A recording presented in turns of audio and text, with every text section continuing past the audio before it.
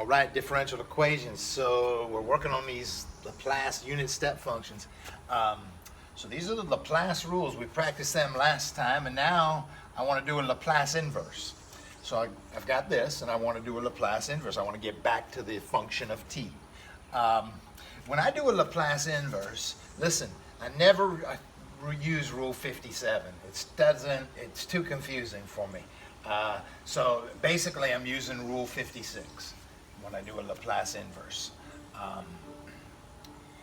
So I'm looking for this big f of s, and I'm looking to go back to f of t. But I don't go back to f of t.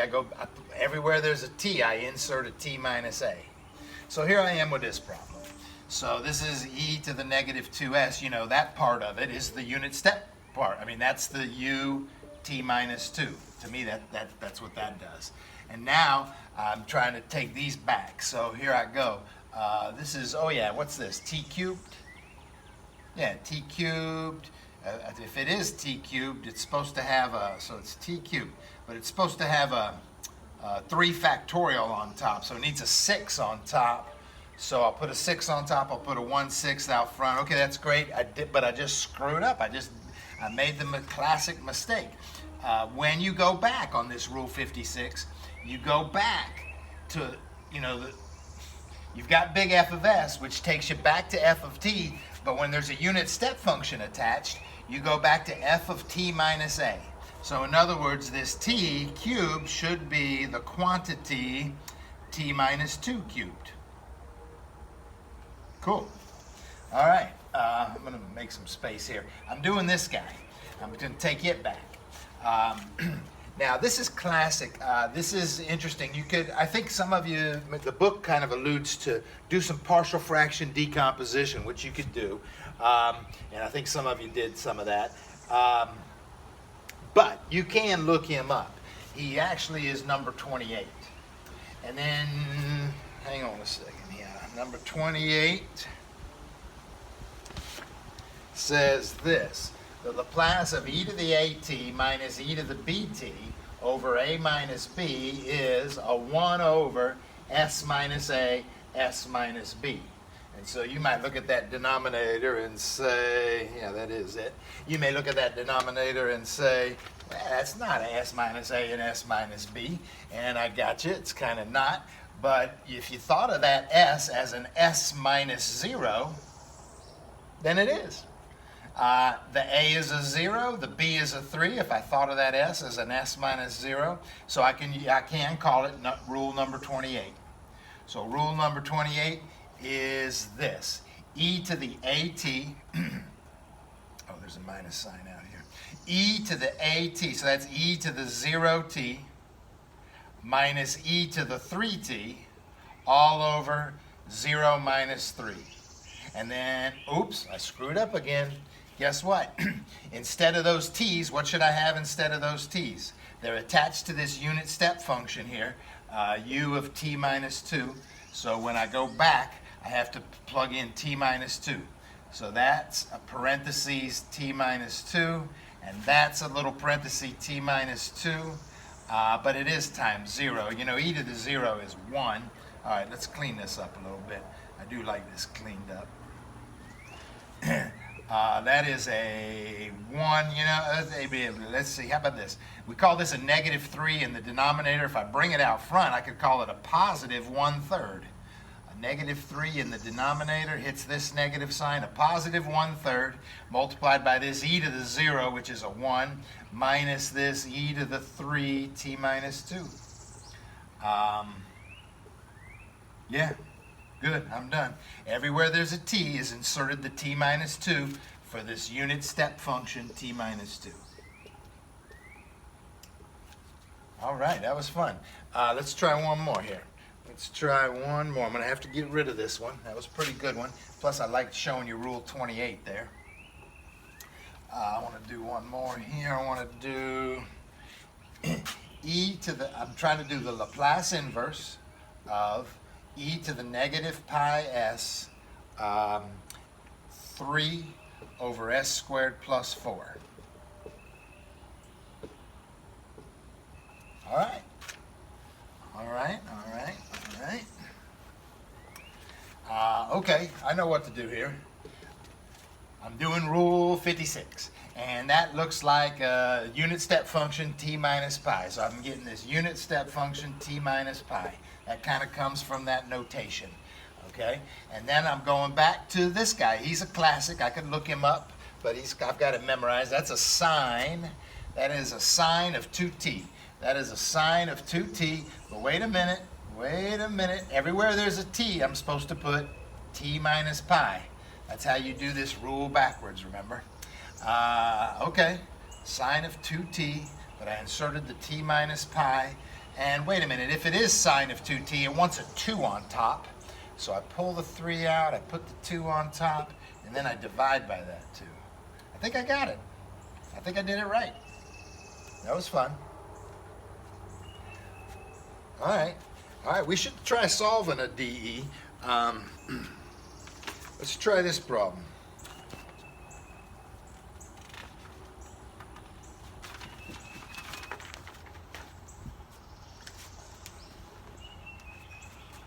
All right, I'm getting rid of these.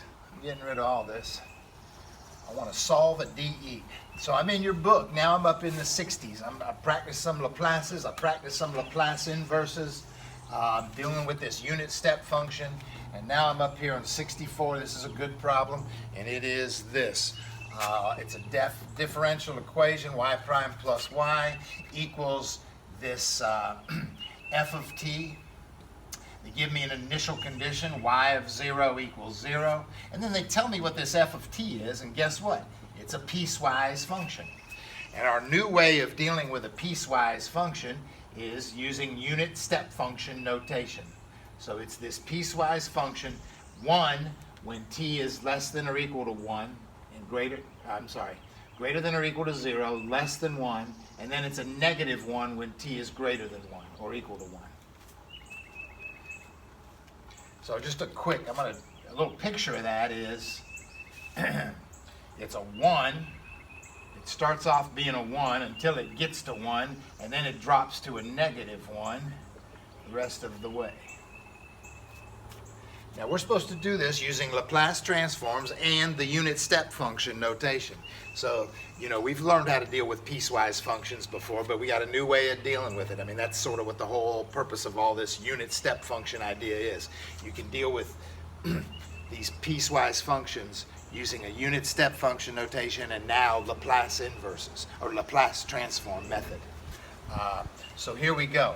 I'm rewriting that f of t in unit step function notation. Let's see, what is this thing? You know what? I think it starts off on. When it starts off on, I think it's just a 1 without a unit step function. And then what do I turn on to knock this 1 down to a negative 1? I think I turn on a negative 2. And when do I turn it on? I think I turn it on at 1. That's the way to talk, you guys, I'm telling you.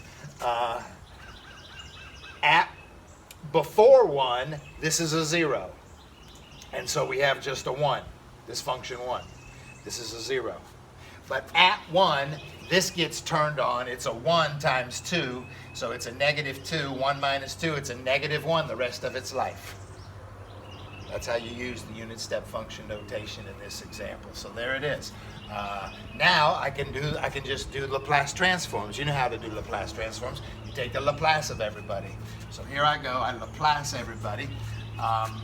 Laplacing a y prime is that formula s, big Y of s, minus the y of 0, initial condition, which will be 0 in this case. Take the Laplace of the big Y. That's a big Y of s. I mean, the little y is a big Y of s. I move over here, I take the Laplace of a 1. That's a 1 over s. And now I've got this with the unit step function notation. That's an e to the negative s. That's how you do it. And then this is our classic rule 55, actually. I don't have to worry about the argument matching. It's just a constant. So it's just a 2 over s. All right, I hope you felt good about that. Now, if you remember the next steps, we fill this in, which is a 0. I factor out the big Y of s. It leaves me an s plus 1 equals this stuff. Then I divide by that s plus 1. So if you don't mind, I skipped a little writing there. I get 1 over s times s plus 1. I divided by s plus 1. I divide that by s plus 1, so that's e to the negative s, a 2 over s plus 1. And then you Laplace inverse this. You Laplace inverse this thing. When you Laplace inverse the big Y of s, you get little y of t. When you Laplace inverse this, we just did that a few minutes ago. That's that rule 28 I tried to teach you to use. With a being a 0 and b being a negative 1 in this case, I think the rule was 28. The rule was, yeah, that's it, 28. E to the at, that's e to the 0t minus e to the negative bt, or bt, negative 1t, all over 0 minus a negative 1. 0 minus a negative 1 is a plus 1. Minus, that's rule 28 with a 2 in front of it. So that's a 2 times rule 28, which is e to the 0t minus e to the negative 1t all over a 1. Oops, I screwed up. Because it's attached to this e to the negative s, it is a unit step function, t plus t minus 1, t minus 1, and therefore these t's, all these t's should have a t minus 1 on them. So it should be replaced with a t minus 1. That's how you use that rule backwards. So there it is too, but that's just 0. All right, dude, that's it. We solved the DE. We solved the piecewise DE. Listen, I like these cleaned up. Please don't leave them like this. I want to clean this up. So I'm going to move up here where I got a little room. I'm going to move right here where I got a little room. This is number 64. And to clean this up, it is, what is that? That's a 1 minus, it's all over 1 too, but so that's a 1 minus e to the negative t. Right. 1 minus e to the negative t minus, what is this? This is a 1 minus e to the negative, then that has that parentheses, but then it's multiplied by 2. 1 minus e to the negative t minus 1. And that's all multiplied by the unit step function, t minus 1. That is cool. What if that's the answer? Now, sometimes I like, read my directions when I assign you some stuff, but sometimes I like this answer written back as a piecewise function. So we use the unit step function notation and the Laplace transform to solve this piecewise DE. That was cool. I didn't have to find C1 and C2. That's how it works. But now, if I want to, I could write the answer back as a piecewise function. Let's see, what would it be? Before 1, this is all gone. This is all a 0. So before 1, the answer is this. When t is less than 1. The answer is this. After 1, this gets turned on, and you are adding this to this, or subtracting or adding, and let me see, what would I have? I'd have a 1 minus 2. I guess that would be a negative 1 if I combined like terms. I would still have this term, and I would have this term, which is now positive if I just, positive 2, e to the negative t minus 1. Yeah, so there it is, when t is greater than or equal to 1. A graphing calculator could sketch these and see what this looks like. They should join up well at 1. I think it comes out continuous. So there it is. All right. Thanks for listening. We got a couple more we should do. This is fun.